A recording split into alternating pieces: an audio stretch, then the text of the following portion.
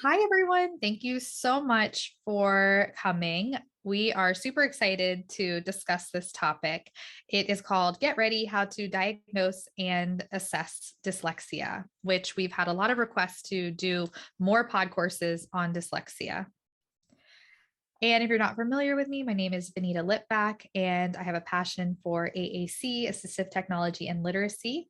I've had the opportunity to deliver poster presentations related to AAC at ASHA and co-author the Lou Knows What to Do book series published by Boystown Press. I'm also the host of the Speechy Side Up podcast and a newish mom to a 14-month-old daughter.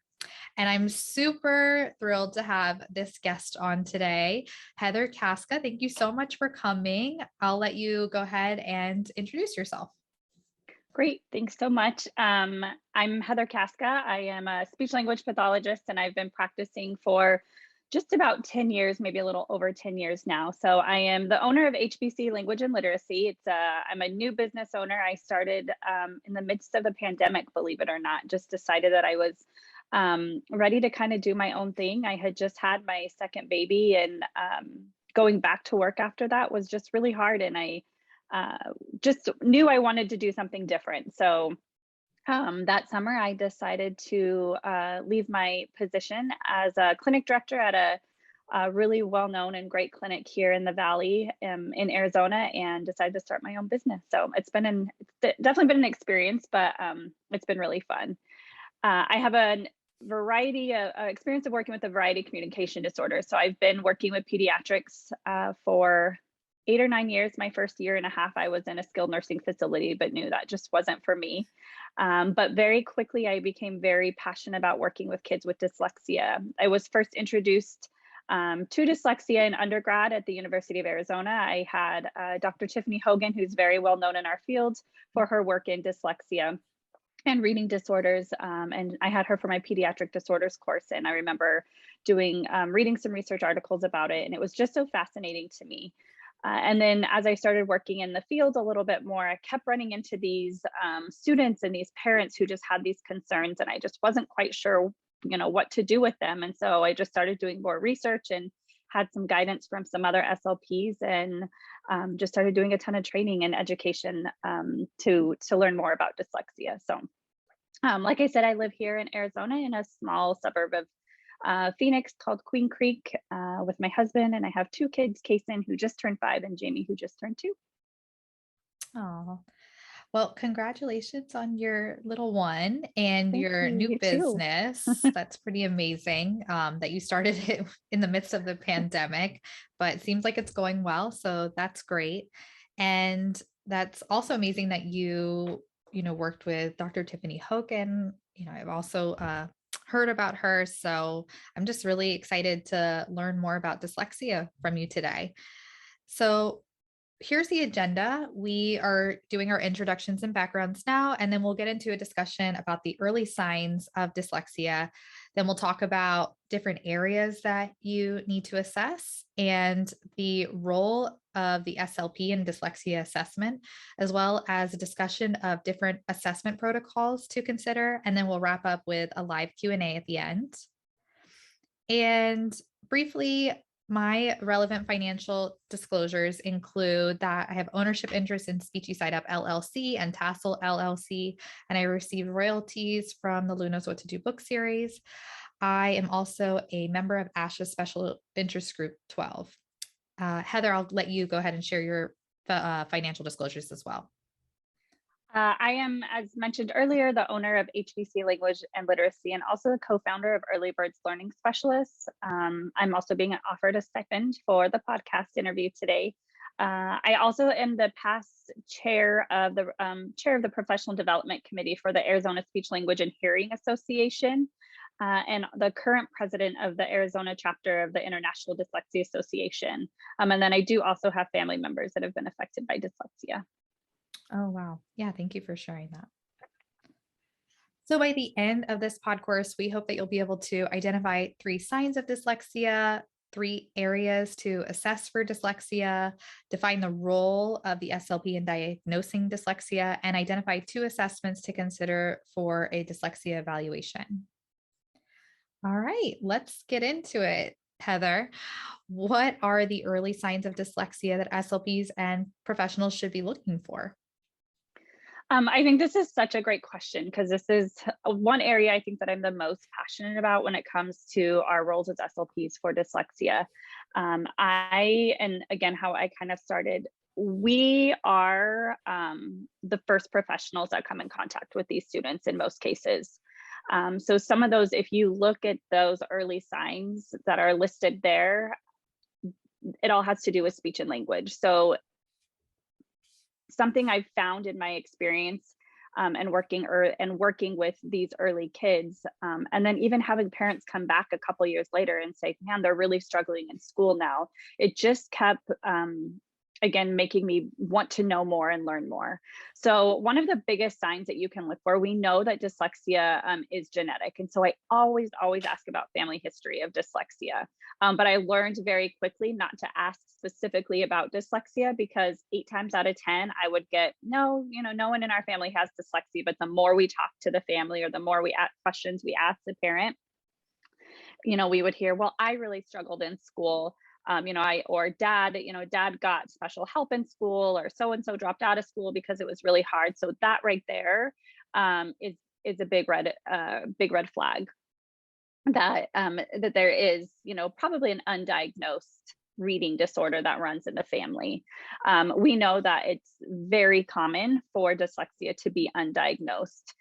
So just getting more information, a very detailed family history about speech language and any literacy disorders. So some of those other earlier signs are just delayed language skills, delayed speech skills. I think one important thing that we talk about too with delayed speech skills is the child doesn't necessarily have to have a diagnosed speech sound disorder for it to be an early indicator of dyslexia. There's a difference when we think of those speech sound disorders or even a childhood apraxia of speech. We think very common, like typical patterns, right? We think those phonological processes, final consonant deletion, stopping, those are a big early indicator. But also we often have these kids that we see where maybe it's a teacher or the parent, depending how old they are, who are just, they have concerns about their speech, they just don't say words right. But then when we give them an articulation test, nothing comes up. So these are those kids that really just have more phrase specific or even word specific errors. Very common ones we hear all the time are like biscotti for spaghetti, where they're transposing sounds within words. My son, he's very into superheroes, Avengers, and so he always says Bovengers. And he just, when you have specific words that you hear errors on, and so those students often aren't picked up on just like a speech assessment. So that's just another early indicator and to watch out for. So if someone's referring them for a concern, but even though you give them a test and they score with an average or you don't see anything, make sure we're doing speech samples or ask for exact or specific samples of errors that they're seeing specific words, because those are patterns that we also want to be on the lookout for. These are students that also have a really hard time learning colors, numbers, days of the week, and letters. I recently evaluated a little girl, and mom told me that she's so smart, but she just, every day when they pick her up from preschool, she could not for the life of her remember like the letters that she learned that day or the sounds that they made. And so that was just another early sign that there was something going on, because they just couldn't figure out why, of all things, that was the one thing that she couldn't remember. Those rote memory, days of the week, months of the year, very difficult with that. Again, difficulty pronouncing words, that kind of goes back to those speech skills that I was talking about. Learning new vocabulary or even just word finding difficulties. This is another thing that I've noticed a lot in my own son, is he has a really hard time remembering the names of things, even if it's something that he's been familiar with for a long time. He'll just get stuck and he'll be like, Mom, I can't remember that word. So just difficulty word finding in general. And then those early phonological awareness sounds, so rhyming, identifying sounds and words. So if you have a student that just can't seem to make that connection, that's definitely an early indicator that there might be something else going on. Okay. Thanks for sharing those. I found the fact that like they aren't necessarily picked up on like an articulation test to be really interesting. Why is it that some children with dyslexia have trouble with the rote memory piece? That's a great question. I think a lot of it goes back into, so when we talk about like the underlying deficits of dyslexia, the number one deficit is a phonological deficit. And then research is showing that the second one is working memory. And I think it's just that ability to process that information and hold it long enough, to do something with it. So it's just one of those complicated networks that I think makes it really difficult for kids to remember something that is so familiar and automatic. And I think that's the thing that makes it hard too, is just like any other disorder, every child with dyslexia is different and there's going to be different profiles for each kid. And so you won't see that all the time, but that is definitely something that that's not uncommon for you to see. Okay. Very helpful. Thank you for sharing that. And I know we'll get into different assessments and screeners that will probably look at some of these areas. So I'm excited to learn more about that too. Anything else that you wanted to talk about in terms of early signs before we move on? No, I think again, just really hitting home and understanding that we are often, those for that the first professionals. And so I think it's really important that we understand our job as an SLP is to really advocate. So not necessarily saying that if you get a 4-year-old or a 3-year-old on your caseload or referred to you, that you need to be, assessing for dyslexia right away, but knowing that these are very common patterns. And if you know there's a family history, if you know they have an older brother in school that's already getting special education services or struggling in school, or the parents did, we need to be educating the family on how to advocate for this child and just advocating for them. And working on some of those, lots of prevention is under our scope of practice. So working a lot on those phonological awareness skills, but getting things in place to help them with any potential learning difficulties they may have. A lot of these students also, you're going to see they have difficult executive function difficulty. Regulation is going to be a big issue. So just kind of working with the family and working with other professionals, whether you're in a private sector or you're in the schools, and collaborating with, the OT and the teachers, special education teachers. So we're often just going to be those first ones to identify them early on, and that early intervention for dyslexia is key. Oftentimes we think early intervention by kindergarten and first grade, but we know that it can be identified as early as 5. And oftentimes those students are still in preschool at that time. So I think it's just really important to recognize how vital our role is in that early identification. Hmm. Yeah. Thank you for sharing that.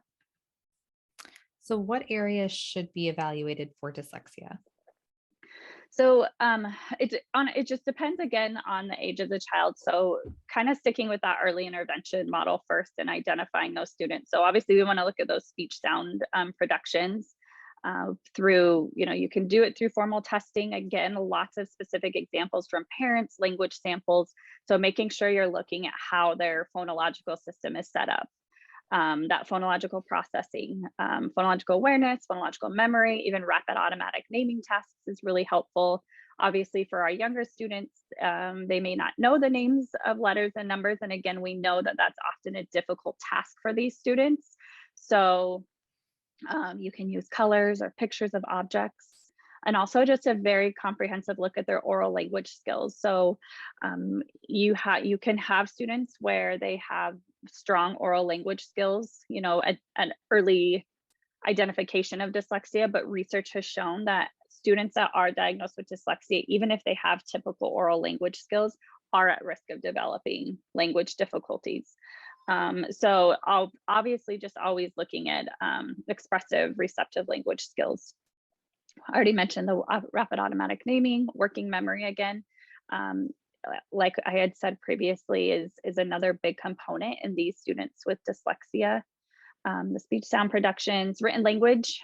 When we're talking written language, we want to look at decoding, spelling, reading comprehension, and written expression. So the whole gamut of written language. It's very common for assessments to use nonsense words when you're looking at decoding and spelling. And I get parents ask me that they ask me that all the time. And I had one mom recently, actually, she's so frustrated with it. She's like, I just don't understand. She's like, why would you have to use nonsense words? Because obviously they do that in the schools too. And so just explaining that, these students also often have very good visual memories. And so they're good at memorizing words. So if you give them real words, you run that risk of them being familiar with that word and just knowing it. So if you use the nonsense words, then you're really assessing that sound letter correspondence, that orthographic knowledge. And that's what we need to know. We need to know where the breakdown is. And so just kind of explaining that to the parents. Obviously, when we're talking about a younger student, you're not going to be assessing their decoding skills. Depending on their exposure, if they're in preschool and how much they've been exposed to the alphabet and letters, you can, even just look at their alphabet knowledge. Their early phonological awareness skills is the big one to look at, that the rhyming, syllable segmentation, and then again, the oral language, speech sound productions. But then as students get older, that's when you're going to do some more of the written language assessments, the decoding, spelling. I always like to look at decoding and spelling at the word level, sentence level, and then even in like passages. I have them do a writing sample and then also do like a reading comprehension task of a passage. Same with decoding. So decoding at the word level, sentence level, and then like an oral reading task, as well as looking at that reading comprehension. When I'm looking at written expression, I like to break it down into, word errors. How many errors do you see? I do look at capitalization, punctuation, sentence fluency, all those areas. And then also executive function skills. I think this is an area that we often forget about, but I think is one of the most vital areas that we can look at in these students, is assessing their executive function skills as well. And like what types of executive function skills? Organization? Yep. Organization, planning, their ability to task monitor is really big. I often see these students when we talk about dyslexia. So I kind of have two patterns that I often see. One that are really struggling phonologically with that phonological processing, and then some that are more orthographic. They may have stronger phonological skills, those sound components, but it's the orthographic knowledge that they have. And oftentimes I see those students struggle more with the executive function. So their ability to organize the information and plan it, and execute the task appropriately, to recall how to use spelling patterns. They know it. If you ask them, they can verbally tell you and explain, what the pattern is and what letters you use to represent what sounds, but then to apply it, it just kind of all falls apart. So I often will use just like a questionnaire. The brief two is the one most common that I use. I also have Tara Sumter's another SLP. I don't know if she's been on your podcast yet, but she is an executive function guru, and I love all the work that she puts out. She just recently came out with a book and has a questionnaire. And she also had recommended a book to me by George McCloskey, who has who's very well known in the field for executive function. And he has, with his book, I don't have it off the top of my head, has some questionnaires in there too, that like classroom observations, questionnaires for teachers, lots of different questionnaires, but then just observations. And that's what I tell a lot of even like my grad students that I work with. You should constantly be taking notes while you're assessing a child about how they're performing, strategies you're seeing them use, because that in itself is going to give you a lot of information about their executive function skills. Yeah, no, that makes sense. And then in terms of the nonsense words, do you have any examples of the types of words that you've used? Yeah, so I always think of, I use the tills a lot. And so some of the nonsense words on there are Dabe, Tep, Glenders, building. So words that sound similar to real words, but they're not real words. And so that's something in that assessment specifically, you say, I'm going to give you a list of words that are not real words, but they're like real words. And so there's a task where they have to read them out loud. And then there's a task where they listen to the list of words, and it's like a nonsense word repetition. So they hear the word and then they have to say it back, the best that they can as clearly as they heard it. And then on the next subtest directly after that, it's the non-word spelling. So they hear that same list of words, but then they have to spell those words. And every time the kid, you see their face go like, what? Like, I have to spell those words now? And so those are just a few examples of some of those nonsense words. That's interesting. I'm thinking of a client. I hope you don't mind if we like No, do a little absolutely case not. study really quick. I'm thinking of a client, and this client I inherited from another caseload, but they are being, their goals are written specifically for our words. But I kind of backtracked a little bit to do a little bit like of auditory discrimination for those R words. And I had done it with two clients. They pretty much have like the same goals, or they seem like they're on the same level. The one client was able to identify the post-vocalic R like ending Mhm. for, so if I said like air, or let's see, aware, and they had to identify which ending it was. So was it air, was it was it or? 100%, no problem. The other client that I originally brought up, all over the place. Like if I had said aware, they might have picked or they might have picked or they might have picked like ear. Does that have anything to do? Like, should I be digging into that deeper? Yeah, it definitely could be. I mean, I think just doing a quick screener of like his phonological processing, phonological awareness, because it sounds like there could be concern of just how he's processing the sounds, his Mhm. awareness of the sounds. So even doing something that, maybe not a target sound that he's working on, but if you do like cat, and what sound do you hear at the beginning of cat, or even say the word cat, what sound do you hear at the end of cat, and then have them produce the sound. So just I would do a quick, and if he's struggling with that, then you'd probably want to do a more in-depth assessment of his phonological processing. Okay. Yeah, it seems like it's primarily with like the post-vocalic R, but I'm sorry, yeah, post-vocalic R. Hmm. But also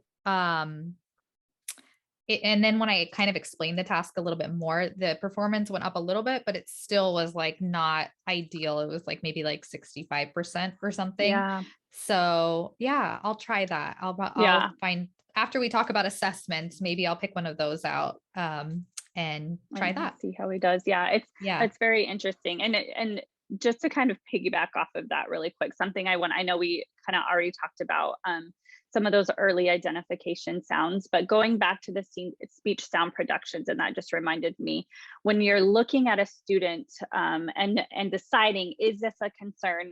Is this something that could be more or a early indicator for later reading difficulties? When we talk about those speech sound production errors, it's more of those phonological and those underlying phonological deficits that are kind of those early warning signs, versus maybe just like an articulation, like R, where sometimes it's more Mm. of a metoric placement where they're struggling with that. So just kind of keep that in mind too when you're looking for those early indicators. Okay. If Thanks that for makes sharing sense. that. That was Hmm. helpful. Yeah, very helpful. Um, and then the rapid automatic naming, can you give an example of that as well? Yeah, so the CTOP is one on which we'll talk about, I think, on the next couple of slides, is just an assessment. And so there's another rapid automatic naming task, but that's the CTOP is the one that I use. And so it's usually just like rows of whether it's letters or numbers, colors, pictures, and then they're timed and asked to say the names of the letters or say the names of the numbers, the colors, whatever it is, as quickly as they can without like skipping any. And so you tell them when to go, and then they just list all the colors and numbers until they get to the very end, and you time them and kind of keep track of their errors. So it's just looking at how quick a child can retrieve and name those. So it's correlated to it's highly correlated to reading fluency. But it's interesting because the research has shown, and this is David Kilpatrick is also very well known in his work for dyslexia, and he has a ton of great resources available. But a book I read about assessing dyslexia or assessing reading disorders, it states in the book that working specifically on rapid automatic naming does not show any improvements in reading. However, as reading fluency increases, and you see that improve, you also will see that rapid automatic naming. So there is a correlation. They're just not quite sure how exactly it is related, if that So does that mean makes you sense. shouldn't write a goal for rapid automatic Yes, naming? It's more exactly. of like a Yeah. progress monitoring tool. Yep, it could be a progress monitoring, or again, just one of those things that you're looking for to know that that's just another indicator that there's something else going on. So I definitely would recommend it still be included in part of that process. But yeah, you don't want to write a goal for that. It's one of those goals that's um that I haven't seen that too often, but it's also those goals I sometimes will see goals written specifically from like a task on myself, like will name 8 numbers, like like those the Mhm. rapid digit, not the rapid digit naming, but the digit recall, like digit span. Thank you. So I'm going to say a list of numbers and I want you to repeat it back to me. I don't find it effective to write a goal for that, but more so identifying why are they having difficulty with that? Why? And this is a good example because this is a good phonological memory task. So if I'm going to say a list of numbers and I want you to say them back to me, and you start with 1, 6, 2, 4, and they get longer and more complex.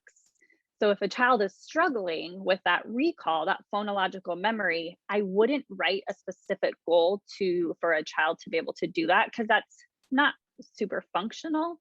But why? Like, we need to understand why are they having a hard time saying those, and writing a goal and addressing that more specifically. So that's the same thing for that rapid automatic naming. We know they're having a hard time with it, but it's not an appropriate goal to work on. Okay. Yeah, I know we're not like gonna really fully dive into goal writing today, but maybe we Mhm. could give a couple examples before we wrap up, Yeah. if that would be okay. Um, and then in terms of the oral language skills, are we gonna address like what those kind of subsections would look like under that area when we get to the assessments? Yeah. Or okay, perfect. Yeah. So we'll wait till that then. Anything else you want to share before we move on?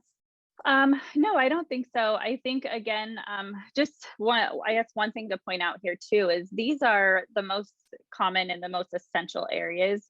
I think one of the biggest debates and misconceptions in our field is, one, that SLPs can't and shouldn't diagnose dyslexia, but two, that it has to be done by like a neuropsychologist or a school psychologist.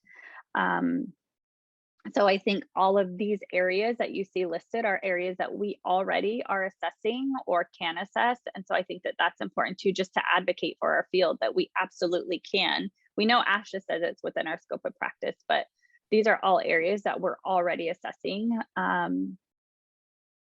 in in our practice, whether we're in the school or in a private practice. So I think that's just an important thing to point out.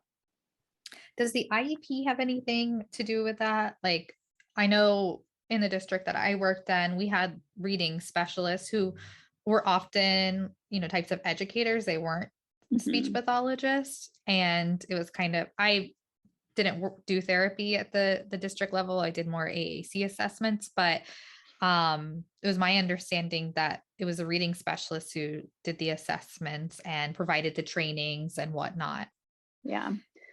And I think that kind of goes, I think, kind of in the next slide that we're going to talk about too, about can SLPs diagnose? Is that the next slide? Yeah, yeah, we'll move on. Perfect. Okay. No, but that's a great question. So I think that's very common. I see that all the time too, whether it's the reading specialist or the school psychologist. We can, again, I stress this all the time, that SLPs can diagnose dyslexia. But our roles are going to vary across settings. So I own a private practice. I see kids privately, but I also contract out to schools. One of the schools I contract out to, it's a private school that specializes in learning with students with learning disabilities, and they hired me specifically for reading intervention.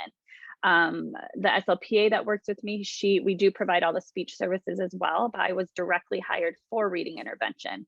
Another small charter school I work at, that's not my, I've mentioned dyslexia, I've had, um, but that's not my role in that school. I try to educate and I advocate, but I don't diagnose dyslexia. I have a good relationship with the school psychologist, which is great. And she knows, she has a very strong background in dyslexia as well. And so we're able to kind of pick each other's brains and piggyback off of that. But in most cases, especially in schools, an SLP's role is not to work with kids with dyslexia or to identify. But I think that's something, a huge important piece that my goal is to change and get SLPs to kind of start advocating for our roles more. Not that we need more work.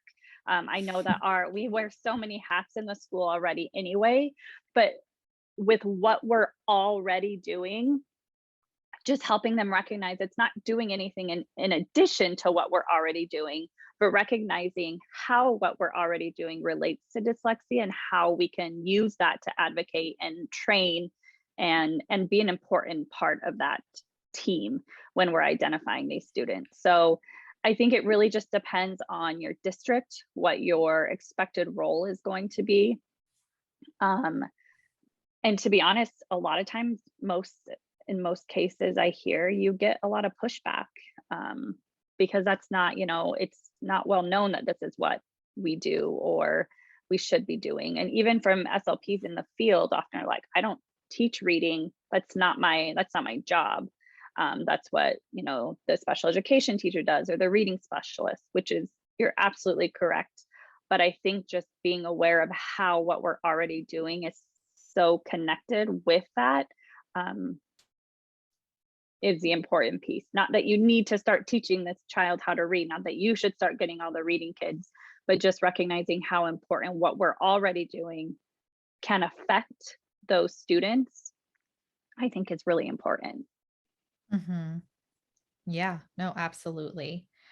Um, at what point do you find that students are being referred for assistive technology for reading devices and not getting the type of like dyslexia intervention they really need in the schools? Do you see that happening? Yeah, I think, and you see it more, especially in those older students. I mean, that have not been identified. And so they're now in fourth and fifth grade and still reading at like a kindergarten or first grade level and can't access the curriculum. And so now they're trying to, get that assistive technology in place to kind of aid and help them, modify the curriculum or help them give them those accommodations to help them be more successful. Um, so I often see it more in the older students. One of a little girl that I just evaluated too, she's homeschooled now. And mom had asked me specifically, like, do I just stop teaching her how, do I stop doing a reading curriculum with her? Or, she just wasn't quite sure what to do. And this student specifically, her listening comprehension scores were out of this world, extremely high for her age. And I said, no, absolutely not. I said, this is where you really utilize those audio books for her and that assistive technology, because she's still learning. The thing that's holding her back is the actual decoding part of it. We can work on that, but don't withhold any curriculum from her. It can still be presented. It just needs to be presented, either someone reading it to her or her having an audiobook to access that.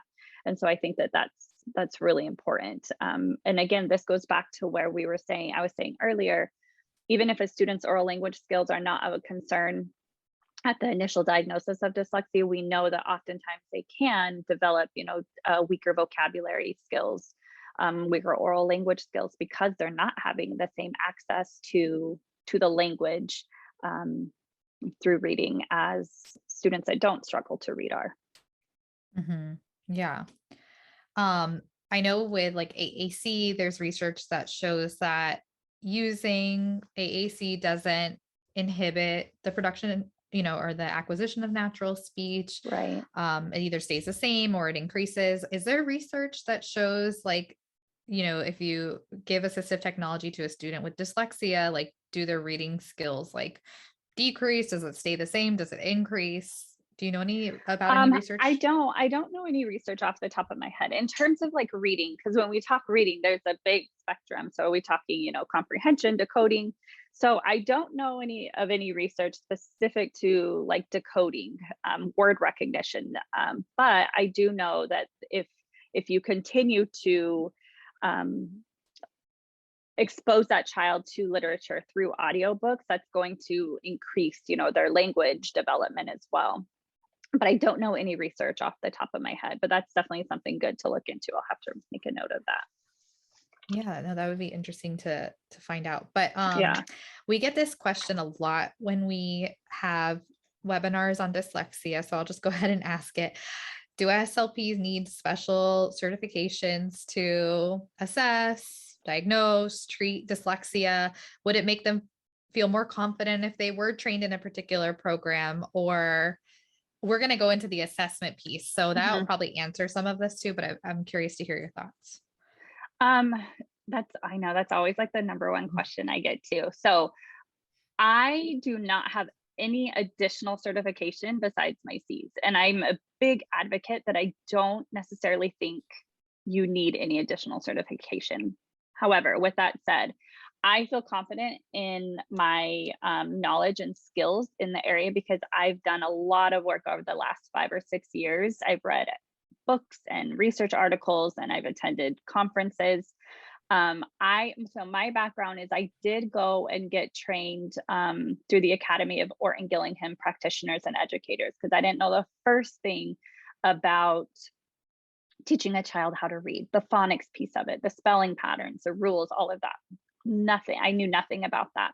So that was very helpful for me. But another thing that I really found when I was at this training, it was a total of 9 days training that I went to at the University of Colorado. And I, as an SLP, had so much to contribute. There was a couple other SLPs, but the rest were teachers, parents, reading specialists, tutors. From my background as a speech language pathologist in the area of phonology and language, I had so much that I could offer during the training as well, to kind of connect everything. And so that to me was also just a huge eye opener that like, why are we not more involved in this? So that without that training, I definitely wouldn't be where I am today because it was very helpful in terms of like the phonics instruction, that alphabetic principle piece, learning. When we talk about structured literacy, we talk about, the syllables and the sound letter correspondence. So that was really helpful. I also have experience with the LIPS program, which has been really great. I have experience with Barton, a little bit of Wilson, but I've never been formally trained in any of those. I'm not certified. So I think they're helpful. Getting experience in any of those programs, any of those trainings is going to be helpful. I always recommend some sort of Orton Gillingham based program, but then also going into it knowing that like not every program is the best fit for every student. And that's like a huge soapbox of mine, that I can go on about for hours. But so I think it's beneficial. But with that said, our scope of practice as a speech language pathologist is so broad. So I'm also not going to go in to a hospital and pretend that I can do a FEES exam or an MBS because that's within my scope of practice because I don't have any formal training on it. I don't know. So I think it goes the same with dyslexia. It's just one of those areas of expertise in our broad field, that you don't necessarily need an extra certification, but formal training in this area is needed. You can't just give a few assessments and say, yep, that's what it is. That's such a good distinction between certification and formal training. And I think that, it applies to so many areas in our field, like you said, the Yeah, fees, AAC, exactly. Yeah. our field is AAC just scares so me. broad. Yeah, that's just, I feel the same about so many other areas. And now I'm doing telepractice. So it was like a couple of months of getting reacquainted with, a variety of diagnoses and treatment methods all over again. Thankfully it's not dysphagia at this moment. Yeah. But yeah, I know what you mean. Yeah. Once you It's get so, like, I don't like to say pigeonhole, but once you've been like in one area for so long, it makes it hard to think about doing those other areas again. yeah, it really is. And I have because I've always worked in outpatient, so I always saw a variety of different things, dysphagia, speech sound disorders, AAC. I have had a couple of AAC clients, and I just yeah, and those are just areas now I am, that's just not my area of expertise. Let me refer you to somebody who is, because I just really feel that there's so many of us who are so good at these specific areas that I know if I needed to take my child somewhere, even though I know you can technically work on this, but if there's someone else that's going to be a better fit, like I think that's so important. And I'm really lucky. There's a group of four of us speech language pathologists, and we kind of all live all over the country now, but all worked together at one time, and we all kind of have our little areas. I have one friend who's AAC guru, so she's our AAC girl, and then we have another executive function, and she's prompt trained, and then the other one is OM. She's knows all about the OM, so we kind of have our own little resources. We have our own little areas that we can kind of pick each other's brains about. And I think that that's really important. It's to kind of, again, to surround yourself with other amazing therapists that kind of know about other areas to kind of have those ideas. And we're all so interconnected anyway. But yeah, it's just one of those areas that I think just feeling confident and getting that formal training, but not necessarily needing a certification. I mean, at one point I was gonna go back to school and get my certification as a reading specialist. And then there was just so many different roads I almost went down that I look back now and I'm like, God, thank God I didn't do that, because it just would have been, a lot of money, and just certifications that, I haven't needed, to get where I am. So Yeah. No, you're absolutely right. We have the certification, right? We have our exactly. That's what I C's. always say. Yeah. Yeah. Hmm. Some educators who like to specialize in this, that's like the additional training that maybe they didn't get with a general like education type of Yeah. degree. Whereas like ours was specifically, this is specifically within our scope of practice. So Yeah. yeah, thanks for Yeah. sharing that. Okay. Let's talk about assessment protocols now. So which ones can SLPs use to evaluate dyslexia? So all of these that I've listed here are accessible to SLPs. I use, for the most part, most of these. I don't own the Self 5 in my practice anymore, or I never have it. I did have it at one point in other clinics, but the CTOP is one that it's almost always a go-to for me for evaluating when I do have concerns with dyslexia. Another thing I will say about the CTOP, if I'm getting ready to discharge a student that I was just seeing for a speech sound disorder, whether I'm in the school or in private practice, before I discharge, I always administer the CTOP to make sure that there isn't something more phonological going on.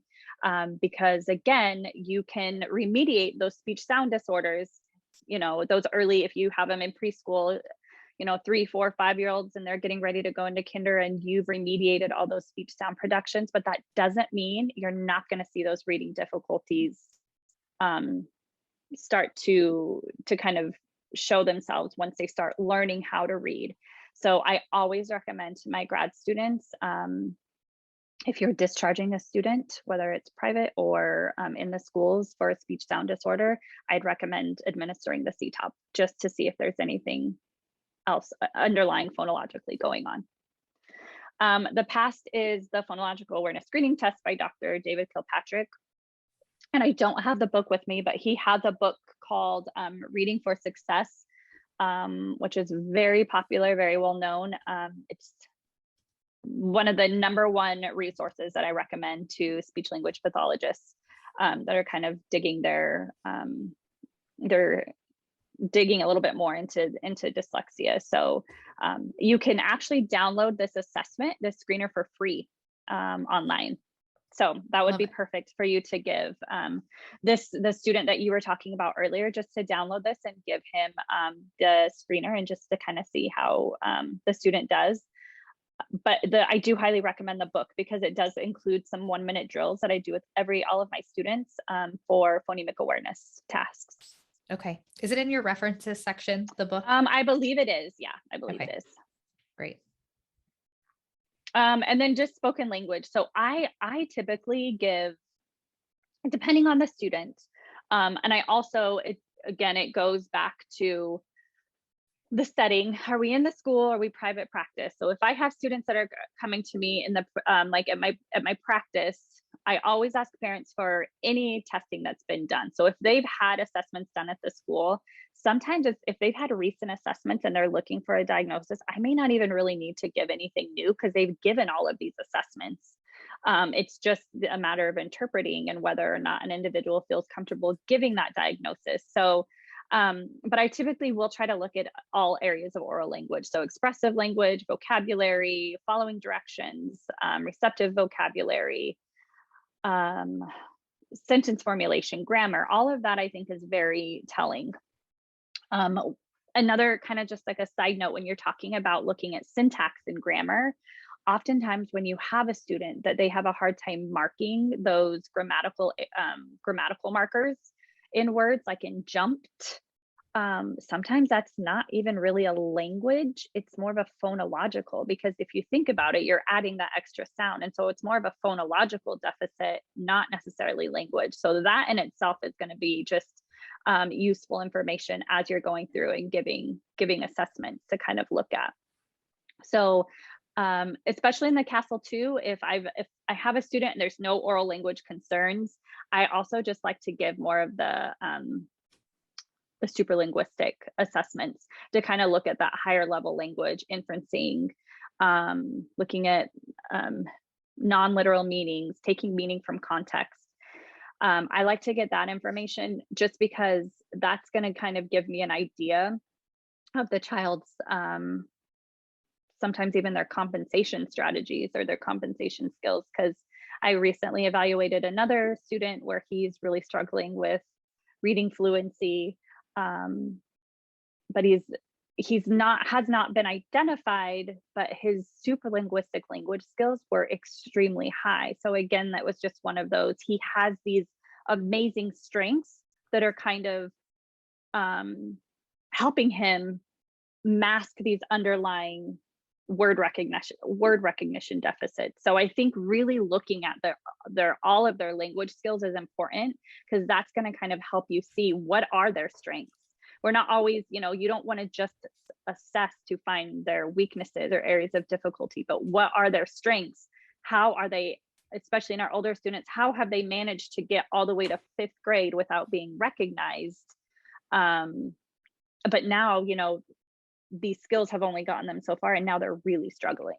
So I have a question. yeah.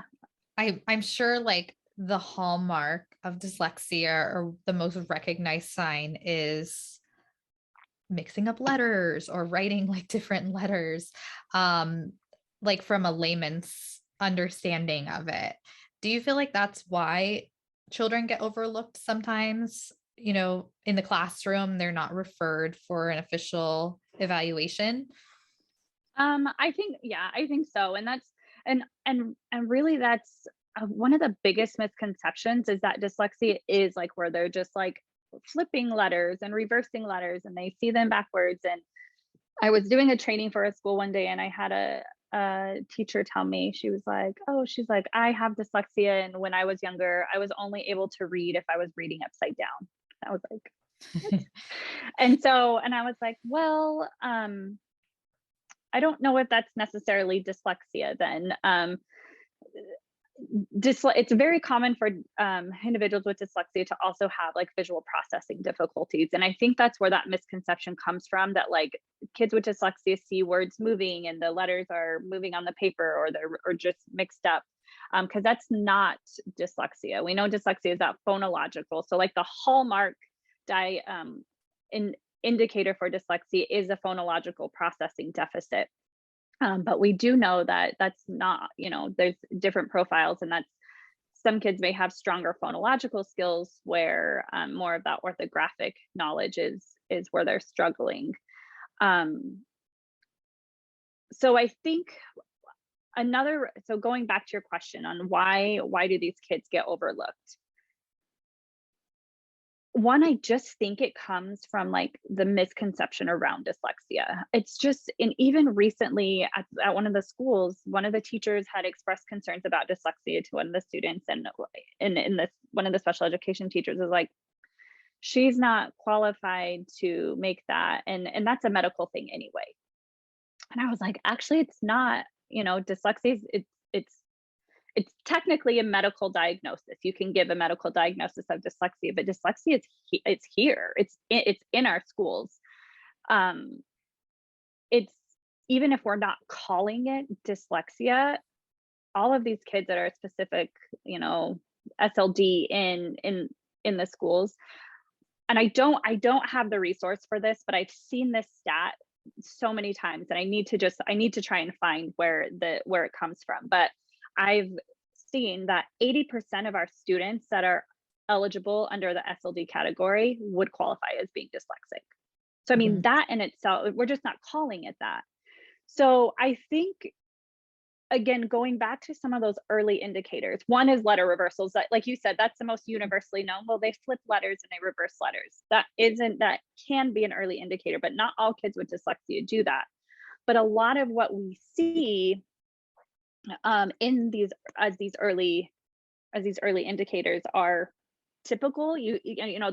They are typical up to a certain age. So it's always that, well, let's just wait and see. That's not that atypical. So let's just wait and see what happens. Let's just wait and see.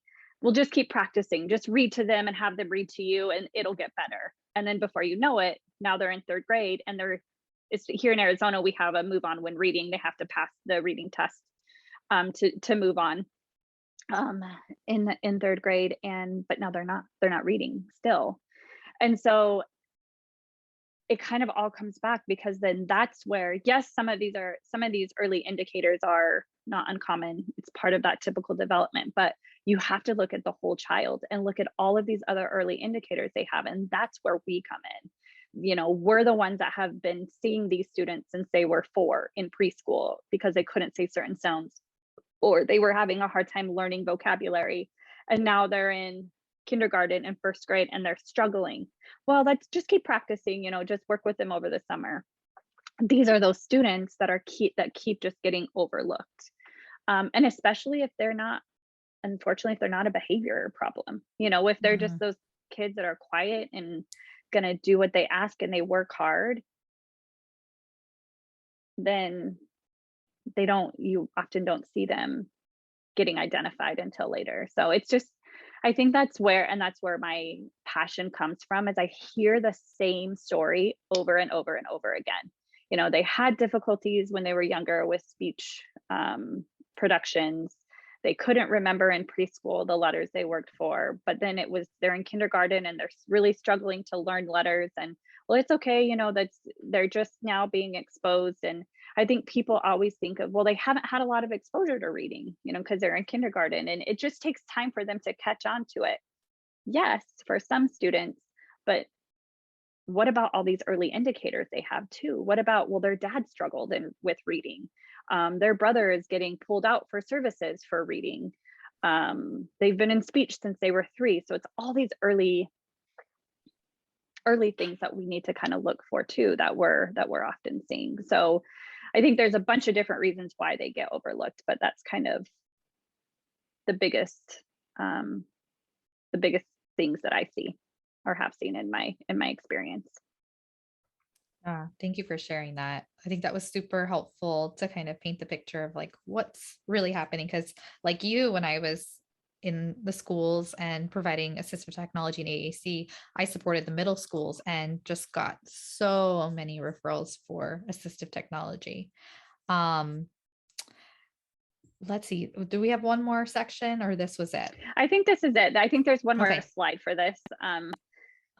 So Oh, right. looking Okay. again, yeah, the phonological processing, spoken language, academic and educational testing. I recently purchased the Wyatt 4 and I love it. It does have a math component, like math subtest, and I have not administered that. But I really like, especially with this new version, I wasn't familiar with the Wyatt 3, but just based on what I've read in the manual, some of the newer composite scores, I really have enjoyed this one. It also comes with a dyslexia index, so you can start by just giving them it's like a dyslexia screener, and then it'll rate them based on their score, their risk of dyslexia, and whether or not they would warrant further evaluation. So I really like the Wyatt 4. In my experience, you more often see, and especially in the schools specifically, school psychologists give these two assessments. Um, but in my private practice, I started administering the Wyatt 4, and I actually recently administered it to an adult who was in grad school, needing accommodations for like finals and things like that. So, but I really like that assessment. And then these are just different written language assessments, the Tower, the Gore, QRI. Again, a lot of these tests I always more often saw school psychologists giving them, or neuropsychs, but they are within our scope to be administering these assessments as well too. Okay. Um, Thank you for sharing this list. This is going to be super helpful for people. The quote that you had shared about the prevalence of dyslexia under the SLD umbrella, Uh-huh. Jeanette Washington had actually shared that as well in a previous dyslexia webinar that we did. I don't remember the source either, but I remember Jeanette Washington had referenced it. She also has a dyslexia screening that we give away for free. It's under her Okay. course as well. So if anybody's interested in that, and I really love that you shared about the past, because I am going to get that and I'm going to share it with some of my colleagues, because we had like a general discussion of like, what are you doing to address reading difficulties? Because none of us are certified either. And so, but we have clients that could benefit from that type of instruction. Um, Wonderful. Anything else you wanted to add before we share the references section and start the Q&A? I don't think so. I'm thank you so much for having me on. I my my passion is really just getting SLPs to be more involved, and specifically that early intervention I think is so important, because I think for us to really start advocating, and with us being those first students like we were, or those first professionals to come in contact with these students, I think is really the key to increasing that early identification and early intervention for these students. And I think again, there's just a bigger picture that is just a topic for a different day. But knowing that these students are at risk for bigger mental health disorders and anxiety, and I think even just keeping that in mind, um, that's something that we're working towards eliminating too, is so many of these kids develop this anxiety and these insecurities because they're struggling and they recognize that their peers are able to do things. So I think I can't say enough about how important our role is in identifying and these students.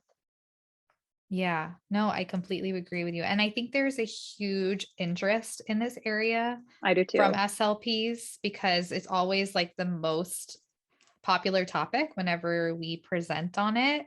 Thank you Yeah, again. absolutely. So if anybody's interested in the references, I see Kilpatrick is here. Are either one of Yeah. these the book? Yep. So it's the Equipped for Reading Success. Okay. That's the one with the screener. You can download the screener for free, but it also has the phonemic awareness and fluent word recognition tasks in there, and that's really great. And then the one right above it is the if I could recommend any book on assessment, it would be that one. The Essentials of Assessing, Preventing, and Overcoming Reading Difficulties would be the other book that I would highly recommend for Okay, great. assessment. And this handout will be shared in the Tassel platform. So you can download this handout and get the references.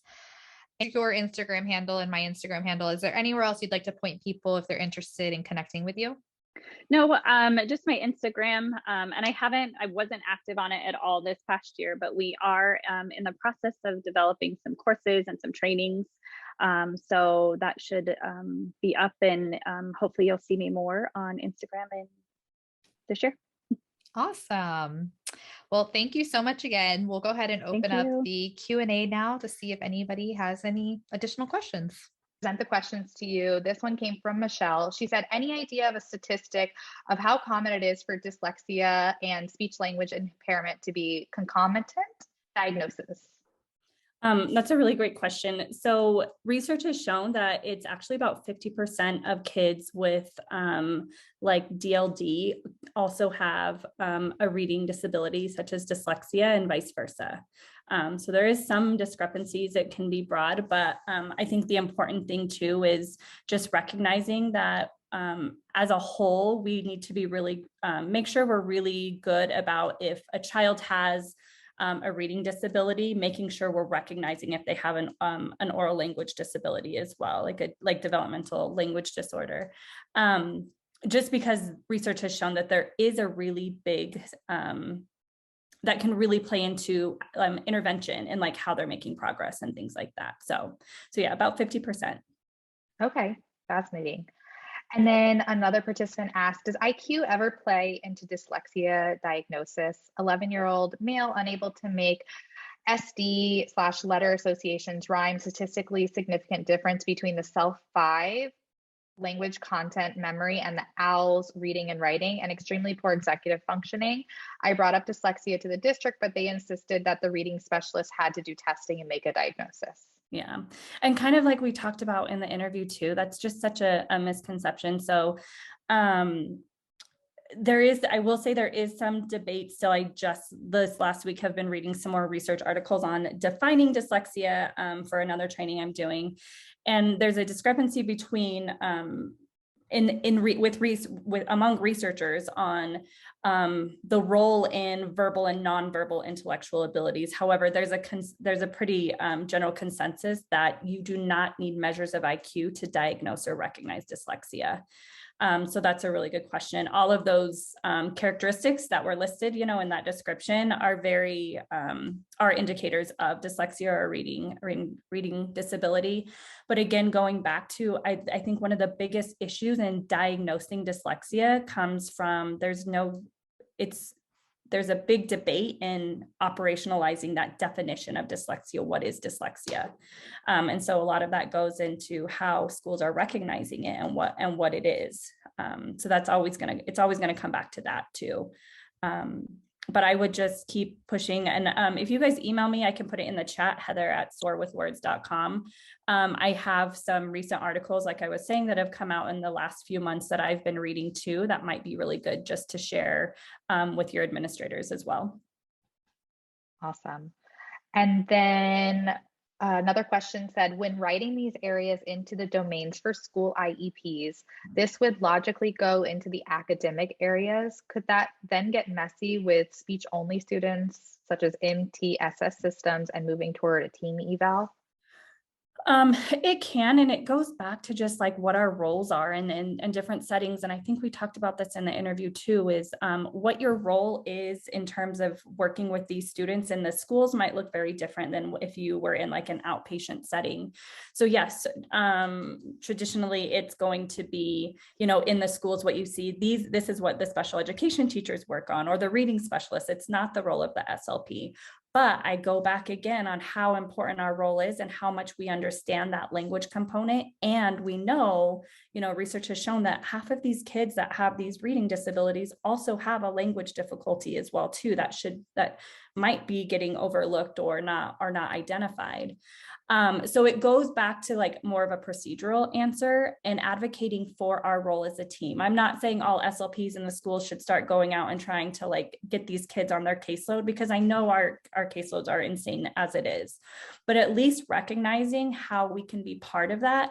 And a lot of what we're already doing with these kids on our caseload can be easily we can address a lot of these reading difficulties and support the special education teachers by just tweaking little things that we're doing in our in our intervention we're already doing. So, and we actually have my colleague and I are presenting on this exact topic at ARSHA, the Arizona Speech Language Hearing Conference in April, because that's a really common question is like, well, how does that work for us in the schools? Because that's not our role. So, but yeah, it can get messy and you'll get a lot of pushback, like, that's not your job, stay in your lane type thing. But I think just advocating for our profession and our expertise in the area of language is so important. Yeah, absolutely. Another question said, are there different types of dyslexia? There are. So you hear a lot of different terms called like stealth dyslexia or surface dyslexia, deep dyslexia. Dyslexia, like a lot of other disorders, are on a spectrum, but also looking at the different profiles. So there's not just one common factor that causes dyslexia. There's multiple factors. So it's really, that's why those comprehensive evaluations are so important. Where is that breakdown? So I don't typically, if I'm giving a diagnosis or I just say, presents with a child with dyslexia, with characteristics such as, and then I list, where they're struggling. So it just depends who you ask. So you'll hear a lot from, like if you're getting like a psychoeducational evaluation from like a neuropsych, you might see it listed as like a surface dyslexia or a phonological dyslexia or non-phonological dyslexia. So all that's telling you is that maybe that child doesn't have phonological, like their deficits aren't based phonologically, their phonological awareness skills were stronger, but maybe it's more of the orthographic, that visual piece and making that connection with the visual representation of the sound. So yes, there are different types, but I don't necessarily label them as such. It's just identifying where the deficits are. Makes sense. All right. I thought we answered this question privately. We have one question left. If there's any more questions outside of this one, I would encourage you to submit it to the Facebook group because Heather is going to be presented with those questions as well. And we're starting the SLP Live Challenge this week. So you can win more prizes if you join the Facebook group if you haven't already. The last question was, can you talk talk briefly about dyslexia and autism? I have kiddos that want to learn to read and are struggling like crazy. Do you know the comorbidity and will it present any differently? Yeah, that's such a good question. And I don't know. I don't know the comorbidity rate. I'd have to do some more research on that, but it is, I do see that. And again, it goes back to, I don't think it's necessarily going to present itself differently because just like autism is on a spectrum, so is dyslexia. So it's just a matter of finding where their difficulties are. I think these students are often also going to get overlooked as like they don't have dyslexia because it's going to focus more on like the skills and the difficulties we see based on, their autism diagnosis. But again, that just goes back to that whole debate of how do you operationalize, how do you define dyslexia? But again, it's just getting down to that. Why are they struggling to read? What's causing them to have a hard time? Is it the phonological awareness? Is it the intention and the engagement piece? Can they just not, attend to the task to learn? Are they not making that orthographic connection? So it's a matter of identifying why they're struggling to read and what other, skills might be causing that disconnection or for them to not be able to. So again, I don't know how prevalent it is for them to coexist, but I do know that it happens, and it just goes back to, again, finding and trying to get to the bottom of why they're struggling, where the breakdown is occurring. Makes sense. All right, Heather, that was all of the questions in the Q&A. Thank you so much. Thank you for listening. This episode is part of a digital conference event called SLP Live. As a reminder, listening to this podcast episode does not automatically guarantee ASHA CEUs. If you want to earn up to 0.6 ASHA CEUs for this episode, please register for the conference SLP Live using the link in the show notes. There is a small $35 ASHA processing fee to earn up to 0.6 ASHA CEUs.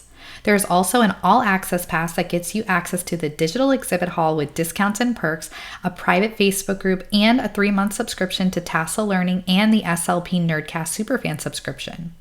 To earn ASHA CEUs, first register for the conference with the link in the show notes or go to www.slp-live.com. Then you'll be able to access the course evaluation, quiz, and earn your certificate. Please submit all required materials no later than April 19th, 2022.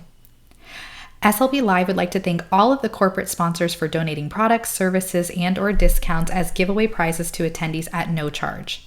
You can see a list of these sponsors and enter to win on the SLP Live website.